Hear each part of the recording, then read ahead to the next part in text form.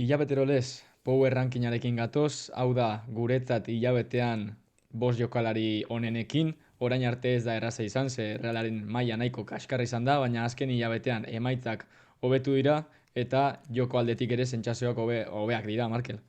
Bai, hobeak dira eta hau emaitzetan ikusi dugu, ez? Urriko hilabetian, bueno, hasteko derbixa sartu dugu, zenaiz eta batian izan, bueno, bidixua astian zehar grabatzen ari gara, orduan ez du zentzurik derbixa sartzea. Hau kontuan izan da, 12 puntatatik zazpi lortu du Reala, eta gainera, kopan aurrera indu, ez? Orduan, Mhm. hilabeteko balorazio orokorra nahiko ona dela esan dezakegu. Bai, agian egin behar dugun lehenengo gauza, aurreko hilabeteko Power Rankina gogorarazi, Bai, ze azkenean hemen izen asko lantzen dira, baina bueno, gero ez gara akoratzen, ez? Top bostean Bryce hartu genuen, top lauan Oyarzabal, top iruan Remiro, top bian Sergio Gomez, eta top batean Barrene. Esan beharra daukagu, ranking berri honetan, izenak sartu direla, eta izenak kanpoan geratu direla, baina beti ere, kontuan izan da, sentsazioak hobeak direla, hau da, bai. maila orokorrean igo egin duela taldeak eta jokalarien errendimendu individuala ere altxatu egin dela. Orduan, nahi baduzu azteko, horrezko aipamenarekin joan gaitezke, hau da, top bost horretatik kanpoan Kanpo geratzen geratu dena, da. baina sartu altzena. Hori da, kasu honetan John Martin aukeratu dugu.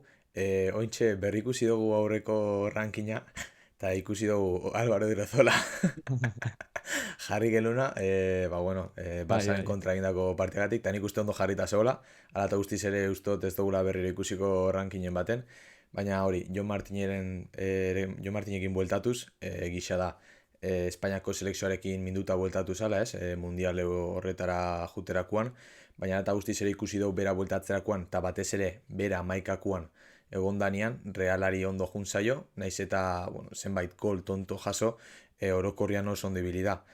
Kaiserra da defentzan, segurtasun asko ematen du batez ere zelai ireki horretan, ez, linea aurreratuta duenian realak, eta hori ikusten da, euneko laro eta bikoa pasa esmatzia, eta dueleoa eroetan euneko hogeita iruko irabazia du. Bai, akordatzen naiz pasaden urte amaieran, John Martinen duelo aereoetan ikusten genuena euneko altu bat, pixka bat datu hori trampa zen, ez? Gutxi jolaste zuen, Bai, orduan asko irabazte zuen, baina bestekin konparatuz gutxi, eta bueno, orain ikusi dezakegu behintzat, euneko irurogeta irua irabazten duela goitik, oso datu ona dela, eta ondo hitz egiten duela bere aereo joko horretaz. Baloiarekin ere trebea da, eta nik uste dut John Martin ustea hemen kanpoan seinale ona dela, ze nik uste dut perfektuki sartu altzela bai. rankingean, oso ondo aritu da, eta naiz eta Reala defentsiboki orain momentuan ez izan beste munduko ezer, ba, seinale ona da jokalari hau hemen egotea. Nahi baduzu ja, top bostean sartu gaitezke, eta hemen jokalari bat jaitsi dugu, baina hala ere mantendu da, ez, hor rankingean, Sergio Gomez. Bai, urriko ligako partida guztiak jokatu ditu, eta honek esan nahi du esker lateral horretan finkotu dala, eta realarentzat ezin besteko albistia da, ez? Hogeita lau erdiraketa egin ditu, baina eske aurrean badakigu ondo trebetzen dala, baina eske defentsan ere amagost errekuperaketa egin ditu, eta datu hau, benetan oso esanguratsua da, ez? Bai, eta uste dut beste datu bat dagoela hortik ere asko esaten duena, eh? Eta uste dut apuntatu daukazula hor. Bai. Baloiakin ikusi dugu, berronda berrogeita maika metro progresibo inditzu baloiakin. Eta pentsatzen dut, testu ingurua kokatu gabe, zantzeko, bale, ondo dau. Baina adibidez, Aranbururekin konparatu dugu, eta Aranburuk egun da hamar inditzu. Hau da, Mm. bikoitza baino asko ere gehiago. Orduan, honek ere esaten digu, vertikaltasun hori ematen diola realari esker banda horretan, eta batez ere, azkeneko bidixuetan aipatu duguna, ez?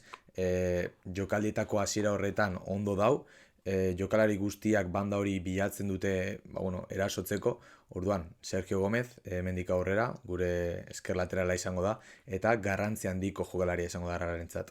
Bai, batez ere baloia ateratzerako orduan, eta gero pasaden bideo batean komentatu genuena, Realak deskonpentsazio formula hori erabiltzen duela, ez? Hau da, Bai, lateral bat atzean geratzen da, kasu honetan Aranburu, eta Sergio igotzen da, ez? Egia esan da, gero Sergiok ere noizbehinka eskerre galean jokatzen du, adibidez Barrenen aldatzerakoan, hori Zakarian da. aldatzerakoan.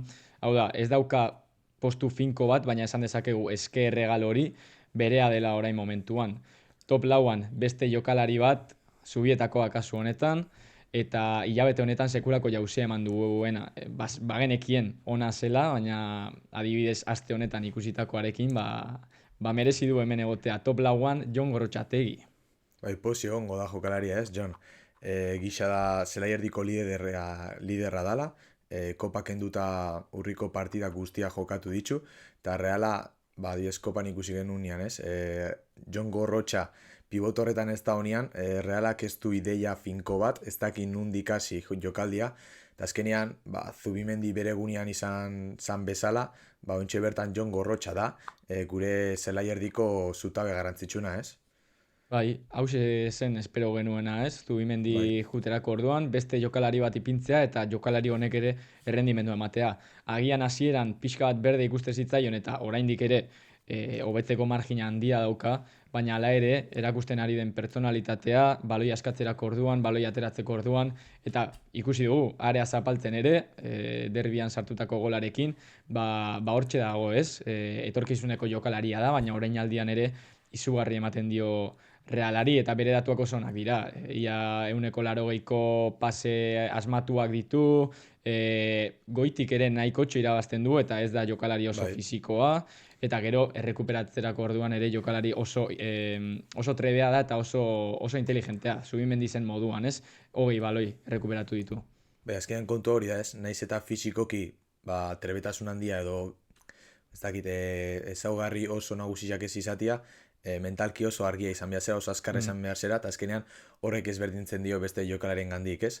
Orduan, garrantzitsua izango da Gorrotxa konfiantza hartzia poliki, ze urte askotarako beharrezkoa izango da Realarentzat. Top 3an sartuko gera, eta top 3 honetan jokalari berri bat daukagu, kasu honetan, momentuko oso bat bizitzen ari dena, Gonzalo Guedes. Bai, eta esan beharra daukat, ez nuela espero, hain askar behintzat ranking batean sartzea Gonzalo Guedes, baina, egia esan behar da, Kuboren baja aprobetxatu du, 11koan egotea lortu du, 11koan egonez denean ere, adibidez Bigon asistentzia bat eman du, eta oso ondo ari da jokatzen, ze azkenean futbolistikoki ematen ez duena, ze ez da Valentziako Guedes, beste gauza batzuetan ematen du, presioan, vertikaltasunean, adibidez derbiko gola oso jokaldi tekniko ona da bere partetik, eta hori ez du galdu ez, porteritik hurbil dagoenean jokalari oso arriskutsu bat da, eta Sergio Franciscok aprobetxatu nahi du hori. Azkenean adibidez derbixaren kasuan kontrol horrekin laporka jentzea lortzen du, eta azkenean horrek desberdintzen dio besten gandik ez, PSG hori ikusten genuen, Valentzian hori ikusten genuen, orduan, hildo honetatik jarraitzen badu, Realarentzat eta batez ere Kuborentzat kompetentzia handia izango da, eta hori Realarentzat albiste hona da. Zuk aipatu osun bezala, lan handia itxen du baloirik gabe, bai presioan, bai Aranbururi laguntzen, eta ez dakagu presio horren metruen estadistika, seguru nago Oyarzabalekin batera presio gehixen itxen duan jokalaria dela, eta hori ikusten da, jaurtiketan amaitu duten 12 egoera sortu dere, orduan, bai defentsan eta bai erasoan ematen duan jokalari bat da, eta gure galak horrela ibiltzia asko esaten du, eta batez ere momentun kakotxa artean gozo hau ondo deskribitzen du. Bai, hori da, orain ikusiko dugu eskerregalean Barrene dago lesionatuta, Zakarian ere lesionatuta, ikusiko dugu Sergio Francisco korkokatzen duen Guedes, edo eskuin egalean mantentzen duen, baina Kubo bueltatu da, orduan zaila izango da hor piezak kokatzea, baina hala ere albiste oso ona da aukera ugari izatea Sergio Franciscok, eta kasu honetan Guedesen maila berreskuratzea. Top 2arekin joango gara orain, eta top 2 ere garrantzitsua da, ze Brais Mendezek maila berreskuratu du, eta hori Realak asko igartzen du. Brais Mendez ondo dagoenean, Reala ondo dago, Brais Mendez ez dagoenean, Realari gehiago kostatzen zaio baloiarekin. Eta ligako lehenengo jaurdunaldietan ikusi dugu hori ez, Brais guztiz deskonektatuta zeuan, ezkenun bueno, Bryce hori ez genuen benetan ezagutzen ez, azkenean oitxuta gaude baloiakin erantzukizun handi hartzen duan Bryce bat ikustera, erabaki garrantzitsuak hartzen dituan jokalari bat, azkenean taldeko kapiteinetako bat da ez, naiz eta brazalete horrekin ez ikusi inoiz, baina azkenean, eskatzen zaioen egin du ez, erantzukizun hori hartu, taldearen motxila bizkarrian jarri eta aurrera eraman. Bai, eta Sevillaren aurka ikusi genituen minutuak hobeak izan ziren, hau da, ja sentsazio onak hasi zen pixka bat ematen, eta berbian onena izan zen. Ez bakarrik baloiaren jabetzaren erantzukizuna hartu zuelako eta azken metro horietan bere kalidadea inposatu zuelako, baizik eta gero gola eta asistentzia eman zuelako. Hau da, Braisek hori izan du azken urteetan ere, zenbakiak, Imanolentzat hori oso garrantzitsua zen. Ez soilik baloiarekin jokatzen dakin jokalari bat nahi zuelako, baizik eta hori zenbakietara eraman eta realeko aurrelariak erantzuten ez zuten momentuan, bigarren lerro horretako jokalariak izatea eta Brais horietako bat da, ez? Amaitzeko top batarekin joango gara eta nik uste dut hemen zalantza gutxi dagoela. Hilabete honetan lider osoa izan delako Realarentzat, hau da, lidergo osoa hartu du eta bera izan da honena. Azkenean Reala, aipatzo desunean ezinezkoa da Oiartzabalez pentsatzea ez, kapitaina da, liderra da, azkenean badaki bere lankidiak nola eraman aurrera, nola presioa eskatu, motivazioa ematen du, azkenean Oiartzabal Reala da, eta asko posten gera ez, horrela ikustia Oiartzabal, bi gol klabe Sevillaren aurka, eta aldaketaren hasiera esan dezakegu hemen hasi zala ez, espero dugu ontxe gafiak ez izatea eta berriro ere kontua ez aldatzia, derbian ere Gorrotxanen gol horretan asistentzia emain zuan, naiz eta erdi nahitxa erdi ez, baina asistentzia beria da. Oiartzabalekin beti berdina gertatzen da, ez dira jokaldi politak, ez dira munduko jokaldi erakargarrienak, baina hortxe dago beti amarra. Ez da kasualitatea. Sevillaren aurka begira nola sartu zituen bi golak. Hau da, ia existiten ezen penalti batetik eta bandako sake batetik, akatza izan zela Sevillaren aldetik, baina berak aprobetxatu zuen. Eta derbian ere, ez da erdiraketa ere, ez nik uste dut jaurtiketa bat gaizki ateratze zaiola eta Gorrotxari jauzte zaio, baina hor dago bera. Beti dago, presioan beti dago, lanean beti dago, epaiarena beti joaten da.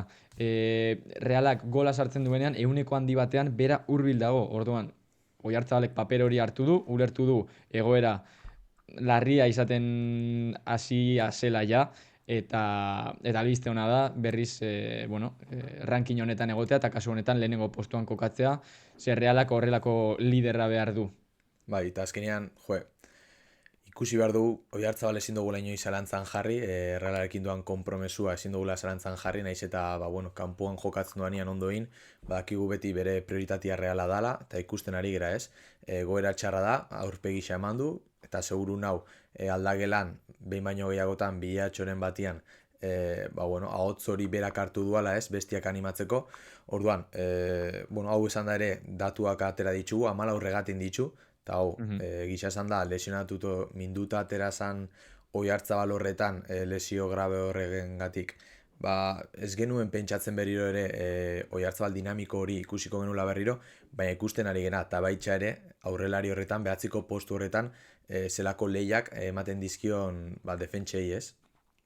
Bai, azkenean asko aldatu den jokalari bat izan da urteekin, baina Realari beti ematen dio zerbait. Agian zehose desberdina, baina beti aportatzen du zerbait, eta kasu honetan ezin zaio mogitu lehenengo 11-kotik.